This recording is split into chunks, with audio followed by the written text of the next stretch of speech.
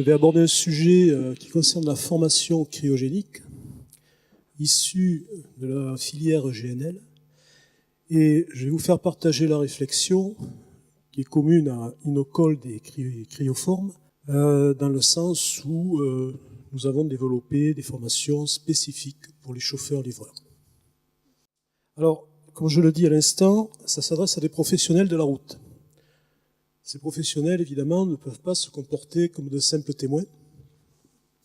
Et dans ce sens, les formations doivent leur donner la capacité à intervenir dans les premiers instants. Et on sait que plus le temps s'écoule, et moins la situation est gérable. Alors la réflexion qui a été menée, je vais vous la faire partager. On verra ensuite Cryoform, c'est quoi, et nos partenaires. Alors la genèse. Donc début 2012, début du chantier. Ensuite, on commence à voir arriver les premiers déchargements en 2016, et puis mise en exploitation en 2017. Donc on peut considérer aujourd'hui qu'il y a une filière d'approvisionnement qui sort de l'enceinte du port méthanier. Jusqu'à présent, les formations et la sécurité et les dangers étaient maîtrisés dans l'enceinte. Or, au plus la filière va se développer, et au plus le nombre de personnes intervenant autour du GNL va augmenter. Et donc, cette réflexion est partie de là.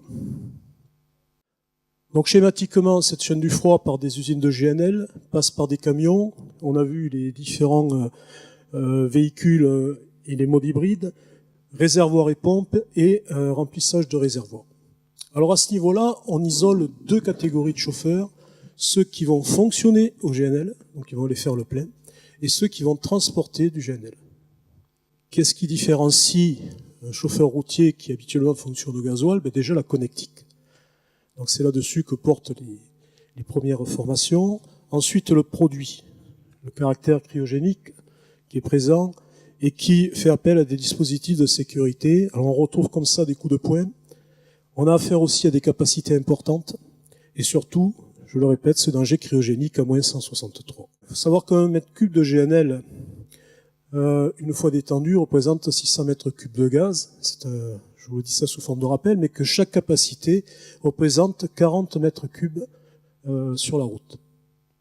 Alors, ce rapport liquide-gaz de 1 pour 600 donne bien sûr toute autre dimension au moindre incident. Le domaine partagé de la responsabilité du concepteur, de l'exploitant et des intervenants induit une meilleure connaissance du produit. Le transport ou la manipulation, tout incident suppose une conduite à tenir qui va être basée sur des réactions immédiates. Qu'est-ce qu'on entend par réactions immédiates? Ce sont des automatismes qu'on ne peut développer que dans le cadre d'une formation adaptée. C'est évident que ces automatismes ne prévoient pas de réfléchir. À partir du moment où un incident se produit, que ce soit un épandage ou un début d'incendie, on doit être en capacité de répondre immédiatement à la problématique. Alors, les dangers, bon, on les connaît tous. Alors évidemment, il ne s'agit pas de diaboliser le GNL, comme on a pu le faire en d'autres temps avec le GPL. On sait très bien, depuis qu'on l'utilise et le manipule, que le GNL ne présente pas plus de danger, ou en tout cas de risque qu'un autre. Par contre, au niveau du risque, dès que l'homme intervient, évidemment, l'occurrence du risque augmente. Ensuite, comment on réduit cette occurrence du risque? Par le biais des formations.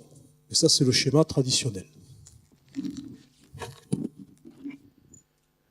Donc le risque est sur la route, circulation, accident. Ensuite, au niveau de la manipulation, puisqu'on fait passer des fluides d'un côté à l'autre, et la climatologie, qui intervient également. Ensuite, il y a toute la partie impondérable, on peut se prémunir de tout. Le risque zéro n'existe pas, l'impondérable sera de toute façon présent. Le but des formations, c'est de développer un tronc commun sécurité, au niveau des gens qui font le plein de GNL et qui approvisionnent les stations de GNL. On isole 3 catégories de dangers à ce stade pour la santé, la cryogénie, donc le froid extrême, l'asphyxie et la toxicité. C'est évident que la première des choses qu'on a mis en place dans les formations et sur lesquelles on a insisté, c'est la protection. Cette image est assez parlante. On n'a pas droit à l'erreur, et donc toute personne qui se veut former, mais qui n'est pas équipée, ne pourra rien faire, quel que soit son niveau de connaissance sur le produit. Alors comment nous avons abordé justement ces conduites à tenir, ou en tout cas ces réactions immédiates?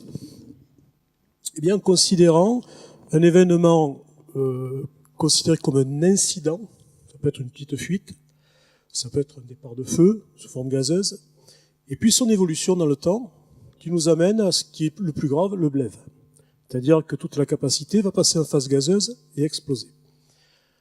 Au début, nous avons une perte de confinement, c'est le chauffeur qui va intervenir, il a des EPI, il a des orifices munis de vannes, il a tout un système de coups de poing autour de lui, et là, il est dans une phase gérable. Sauf que le temps s'écoule, et si ces réactions ne sont pas efficaces, on va arriver à un seuil de criticité. C'est-à-dire que là, ce n'est plus le chauffeur qui va pouvoir intervenir, et donc les formations le lui montrent. Il va devenir un conseiller technique pour les secours, c'est-à-dire qu'on va faire intervenir à ce moment-là des pompiers, des gens du service d'incendie. Et les gens du service d'incendie ne sont pas spécifiquement formés dans le tronc commun pour répondre à ces problématiques.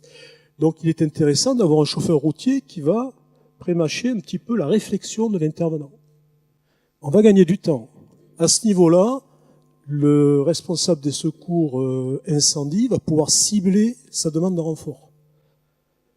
Et là, c'est un gros avantage parce que on commence à gagner un temps précieux par rapport à la situation qui, de toute manière, va se développer et de manière exponentielle. Et dans le cadre de cette intervention, il y a évidemment la mise en sécurité des personnes autour. Alors, on a tous, en tout cas pour les plus anciens, à l'esprit la catastrophe de Los Alfaques, qui est la catastrophe qui a fondé les formations, qui est à l'origine de toutes les formations des chauffeurs routiers actuellement dans le domaine ADR, par exemple, et transport des hydrocarbures. Ça a été une tragédie, comme vous le voyez, 217 morts, 200 grammes brûlés, et ce qui a été le plus surprenant, c'est la zone d'incidence. Cette fameuse zone qu'on retrouve dans les calculs. Il faut savoir qu'un phénomène de blève, ça se calcule. Nous avons repris les formules des pompiers lorsqu'ils font de la prévention sur des sites classés. Et on a d'abord le calcul de la boule de feu qui va exprimer un certain diamètre. On prend en compte la masse moyenne, 25 tonnes, et on regarde le phénomène de blève, comment il se développe. On obtient un rayon d'à peu près 80 mètres en 10,9 secondes. Ça, c'est le premier rayon où personne ne peut résister et aucune structure non plus. Peu importe le produit, seule la masse compte. Prenons le cas d'une station-service. Nous avons, comme d'habitude, des postes de distribution, une boutique, un grand parking. Au moment d'un blève, si on trace le diamètre, la boutique et toutes les infrastructures de distribution en carburant sont rayées de la carte. Ensuite, on se retrouve avec une dose létale à 200 mètres, et puis des dégâts irréversibles, des brûlures de premier et deuxième degré dans un rayon de 225 mètres. Ça, c'est purement théorique. Il y a ce qu'on appelle la plume, qui tient compte de la climatologie, et qui peut amener ces cercles à des distances beaucoup plus importantes. Mais ça se détermine sur place. Donc là, ça traduit quoi? Ça traduit la nécessité d'être dans les réactions immédiates. C'est-à-dire qu'un chauffeur routier est un professionnel, il ne peut pas quitter son véhicule s'il a la possibilité de faire quelque chose. Mais le fera-t-il? Alors ça, tout dépend de sa connaissance du produit. Tout dépend de sa dotation en EPI.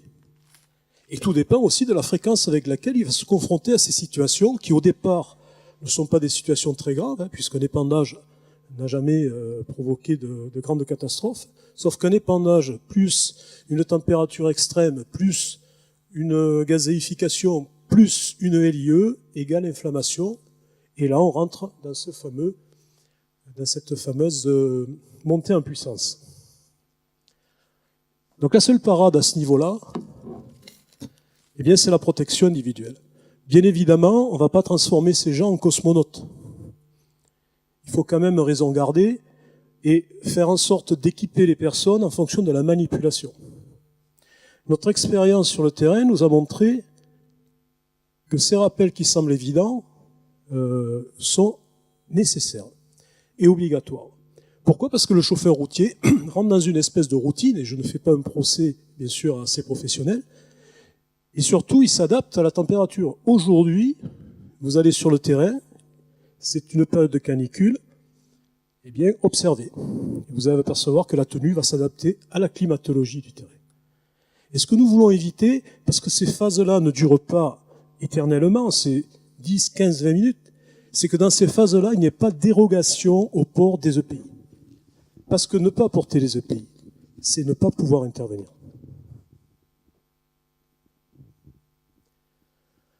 Alors on a pris en compte le transvasement qui s'effectue hors des heures d'ouverture de la station, et on est allé aussi sur le terrain vérifier comment ça fonctionnait. Donc là, à partir de là, on a mis en place des conduites à tenir, et on est parti de tout ce qui était évident. Parce que ce qui tue le plus de nos jours, en matière de sécurité, ce sont les évidences qu'on ne dit pas. Donc, la manière de garer son véhicule, de couper le moteur, de le caler, de vérifier les flexibles, de mettre en place des tresses antistatiques. Sur l'aire de remplissage, c'est pareil, baliser, éclairer, vérifier. Le protocole et les formalités, il faut savoir qu'on ne rentre pas sur une station GNL comme on rentre sur une station fuel ou autre. Il y a des process, il y a des gens qui nous accueillent. On peut être en autonomie, certes, pour faire son plein, mais on peut être aussi soumis à d'autres conditions, c'est-à-dire que le chauffeur ne touche à rien. Alors les formations que nous développons ne se substituent pas aux formations existantes qui sont très bien faites d'ailleurs. Nous avons des formations ADR, j'en parlais tout à l'heure. Nous avons la FIMO, la FCO, qui sont des formations rattachées au permis de conduire et qui permettent aux chauffeurs routiers d'avoir un comportement adapté sur la route. Non, elles ne se substituent pas, elles sont simplement AD. C'est-à-dire que si on prend l'ADR, nous sommes rapprochés de la PTH, ils sont très intéressés par cette façon de voir les formations. Pourquoi? Parce qu'à un moment donné, il faut isoler 1 heure ou 2, et soit faire de la sensibilisation, soit faire de la formation spécifique au GNL. Alors bien entendu, cette réflexion et cette avancée dans le domaine de la formation GNL n'est pas spécifique à Dunkerque. Il y a d'autres endroits en France, et même ailleurs, où la réflexion est menée et est en train d'aboutir également. Mais ces formations ne concernent pas que la France.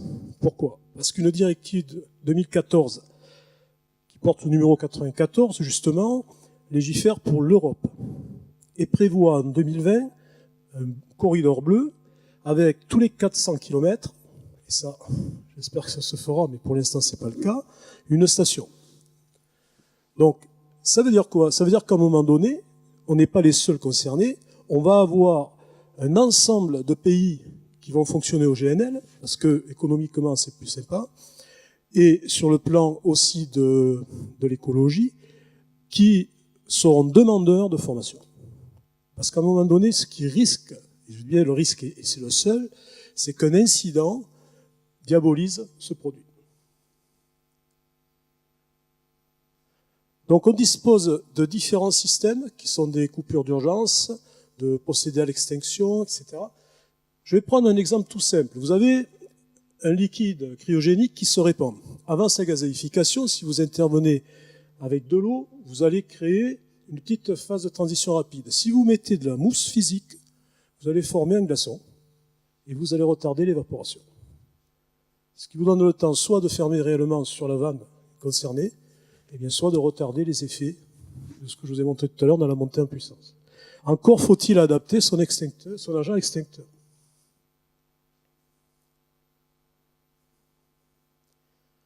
Alors, le chauffeur routier, qui est le premier intervenant, est aussi un conseiller technique. Donc on n'en fait pas un pompier. Ce n'est pas le but. On en fait un sachant.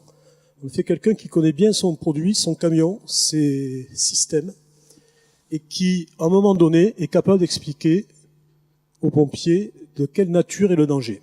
Et surtout, ce qu'il ne faut pas faire. Donc sans cette interface, il faut aussi prévoir une mise en sécurité du public qui prend en compte les cercles que que vous avez vu tout à l'heure. Donc a priori, on est sur 250 mètres si un véhicule de 40 mètres cubes vient à avoir un problème incendie. Les stages prennent en compte une partie théorique alliée à des exercices pratiques, des mises en situation réelle, de manière à remplir ces objectifs de stage. Et la pratique a ça de bénéfique, c'est qu'au plus on en fait, et au plus on déclenche des automatismes. Et c'est ce qu'il nous faut ici. Donc le temps consacré à l'instruction et le modèle idéal pour des formations de ce genre ne peut pas dépasser 10 personnes. Je vous remercie de votre attention.